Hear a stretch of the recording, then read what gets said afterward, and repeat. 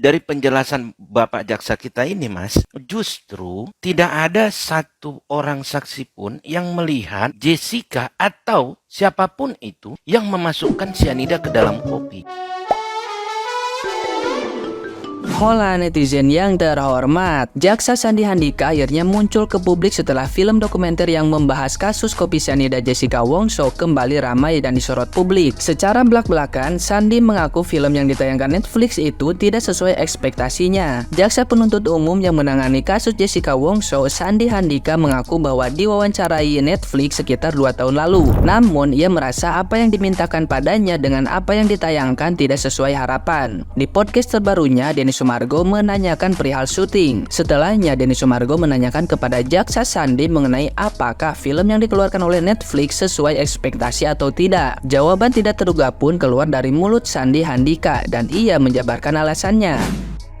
Nah, film keluar rame, sesuai nggak dengan ekspektasi? Sebenarnya tidak, karena yang kami bayangkan adalah gambaran mengenai bagaimana seputar persidangan, karena itulah yang ditawarkan oleh Netflix, bukan materinya. Tapi ternyata pada saat filmnya dokumenter ini muncul, ini ternyata pihak masuk pada materi penasihat hukum perkara. masuk pada materi perkara dan itu tidak menggali di-cut. lagi, menggali lagi sesuatu yang sebenarnya sudah menjadi analisa dan perdebatan 2016. Kami menghindari itu, tapi ternyata pihak penasihat hukum membahas kejanggalan. Itu ya maksudnya. Betul. Itu yang akhirnya jadi rame lagi. betul ya. Nah, gimana nih menurut netizen yang maha benar? Silahkan berkomentar ya. Gila, Marlon ingatannya kuat sekali. Dia bisa perhatikan semua pengunjung dan dia terfokus pada sedotan yang sudah masuk ke dalam kelasnya almarhum Mirna. Kenapa ingatan saya tidak setajam itu? Baru saja pemirsa, dengar satu lagi fakta kebohongan yang telah terungkap. Beliau katakan kami sudah menelusuri siapa yang membuat. Dalam fakta persidangan, semuanya pertimbangan. Kemudian dengan jelas hakim katakan yang tahu hanya Jessica dan Tuhan. Kemudian sebagai fakta persidangan dalam persidangan yang dikatakan hakim bahwa semua orang mencicipi termasuk Jessica. Fakta persidangan ahli tidak mempertimbangkan terkait dengan hakim tidak mempertimbangkan hakim, tetapi racunnya terlihat kocok. Semua kebohongan ini maka terungkap. Pertanyaan saya gini, setelah ditelusuri siapa yang membuat? Tolong telusuri. Pernyataan ini membuat racun atau membuat kopi. Tolong dicek pemilik botolnya juga, jangan lupa. Woi, Amelia, keluar nggak lu? Sumpah, kalian sadar nggak sih? Kalau akhir-akhir ini tuh banyak tokoh-tokoh baru yang muncul di dalam kasus Jessica dan Mirna. Tadi gue baru lihat ada Pak Tito, Amelia, terus pokoknya masih ada lagi lah. Selain Pak Tito, Pak Amelia, Pak Amelia lagi kan? Canda Kak Amelia ya maksudnya. Terus kalau misalnya kalian perhatikan di video ini tuh Jaksa Sandi Handika, ini jaksa yang dibilang jaksa ganteng tahun 2016 itu, selalu lihat-lihat ke atas. Itu refleks nggak sih? Reaksi spontan yang biasanya dilakukan oleh penjahat atau pembunuh nggak sih? Mohon maaf nih ya. Ini bukan gua yang bilang ya. Ini Profesor Edi yang bilang. Kalian pasti pernah dengar kalau misalnya Profesor Edi itu bilang ketika Jessica itu bilang gini. Ketika Jessica itu kalau misalnya diwawancara itu ngelihat ke atas. Profesor Edi ini bilang kalau misalnya itu reaksi refleks atau spontan dari seorang pembunuh atau yang melakukan kejahatan lagi. Mohon maaf, Jaksa Sandi Handika, kejahatan apa yang udah lu perbuat? Sekali lagi ya, ini tuh perspektif atau teori dari Profesor Ed, bukan gue yang bilang ya. Profesor Ed, yang sebenarnya tuh teori atau perspektif yang kayak gini tuh nggak bisa dijadikan sebagai dasar atau bukti objektif bahwasannya Jessica yang membunuh Mirna. Makanya ini peringatan buat netizen, kalau ngomong itu nggak boleh nengok ke atas, oke? Nanti lu bisa dicurigai jadi tersangka pembunuhan nggak lo? Gimana menurut kalian? Komen di bawah. Saya mau komentari dulu pernyataan Bapak Jaksa kita ini terkait dengan ada tidak racun di kopi itu, begitu ya, atau ada nggak sianida di dalam kopi itu. Nah, jadi dari penjelasan Bapak Jaksa kita ini, Mas, justru tidak ada satu orang saksi pun yang melihat Jessica atau siapapun itu yang memasukkan sianida ke dalam kopi. Ya, saya ikuti penjelasan dari Bapak Jaksa kita ini. Yang pertama, dia bilang berdasarkan eksperimen yang sudah dilakukan, kopi itu sianida itu dimasukkan ketika kopi sudah dingin. Kalau panas menguap begitu. Oke, berarti sianida itu diperkirakan masuk ke dalam kopi itu pada saat kopi berada berada di hadapan Jessica. Nah, kemudian dihubungkan dengan ada paper bag ya. Kalau kita teliti lagi, kita amati dengan sungguh-sungguh, apa hubungan paper bag yang digerakkan atau diletakkan oleh Jessica di atas mejanya dengan masuknya sianida atau racun ke dalam kopi itu? Begitu loh. Nggak ada hubungannya. Bukan berarti ketika Jessica menggerakkan paper bag maka masuklah sianida, atau dengan adanya paper bag itu maka berakibat masuk sianida atau racun ke dalam kopinya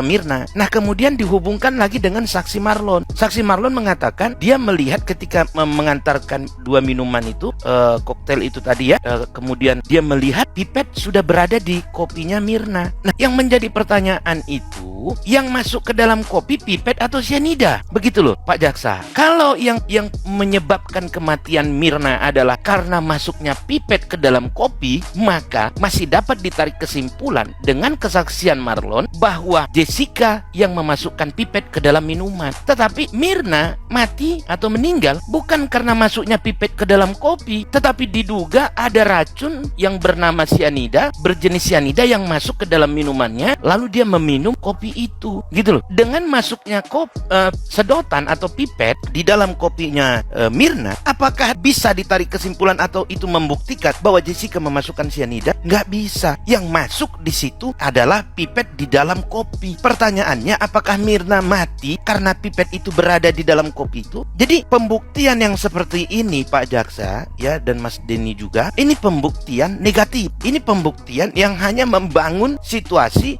membangun opini, membangun peristiwa seolah-olah nggak bisa. Pembuktian dalam hukum pidana itu harus lebih terang dari cahaya. Kalau kita menggunakan pembuktian yang disampaikan oleh jaksa tadi, maka yang dapat dibuktikan pertama adalah bahwa kopi itu benar diantar ke hadapan Jessica di atas meja. Yang kedua, bahwa benar ketika kopi di hadapan Jessica, pipet sudah berada di dalam kopi. Yang ketiga, bahwa benar Jessica menggerakkan paper bag atau menaruh paper bag. 3 peristiwa itu yang dibuktikan dengan pembuktian yang disampaikan oleh Pak Jaksa tadi. Nah, hubungannya dengan ada sianida di dalam kopi apa? Sianida disimpulkan ada di dalam kopi ketika selesai peristiwa atau terjadi peristiwa Mirna minum kopi lalu kejang-kejang dan dinyatakan meninggal oleh pihak dokter ya, atau pihak rumah sakit. Tetapi dari apa yang disampaikan oleh Pak Jaksa tadi, di situ tidak ada menerangkan atau membuat terang ada sianida yang masuk ke dalam kopi. Begitu.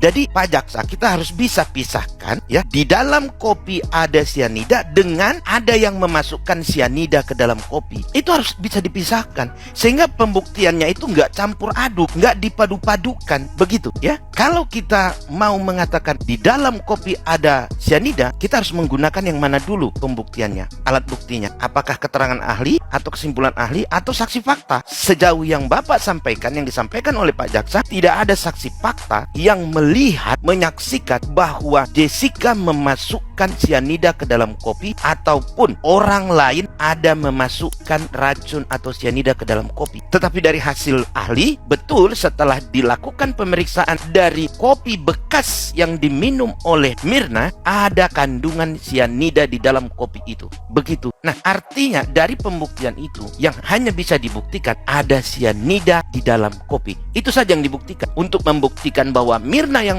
Jessica yang memasukkan sianida ke kopi, nggak bisa itu digunakan pembuktiannya Pak Jaksa ya. Keterangan Marlon juga nggak bisa, karena Marlon hanya memberikan kesaksian pipet sudah berada di dalam kopi. Karena kematian Mirna bukan karena pipet berada di dalam kopi ya. Itu bertentangan dengan yang harus dibuktikan di persidangan dengan cara membuktikannya itu. Mungkin begitu dulu. Dan kalau Mas Denny juga berkenan, kapan bisa ngobrol-ngobrol dengan saya? Saya ingin sekali memberikan bantahan-bantahan dari yang disampaikan oleh Bapak Jaksa itu dan juga Prof Edi, yang menurut saya, yang saya belajar hukum ini, itu adalah cara pembuktian yang sangat-sangat negatif dan sangat-sangat jauh di bawah nilai pembuktian minimal. Karena dalam pembuktian itu ada batas minimal pembuktian. Jadi bukan sembarangan pembuktian ataupun keterangan yang bisa dijadikan untuk alat bukti. Ada batas minimal pembuktian dalam hukum pembuktian dalam hukum pidana kita. Mungkin begitu saja dulu dari saya. Terima kasih.